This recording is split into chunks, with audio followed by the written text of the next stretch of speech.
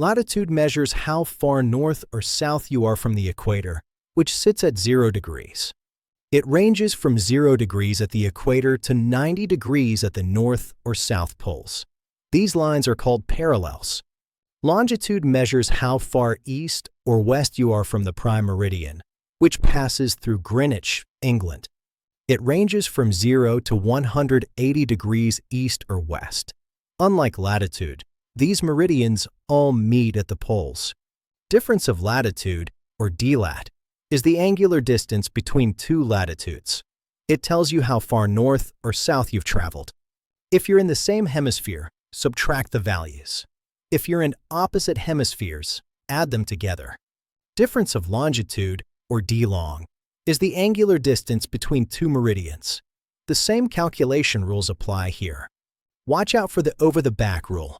If your result is over 180 degrees, subtract it from 360 to find the shorter distance.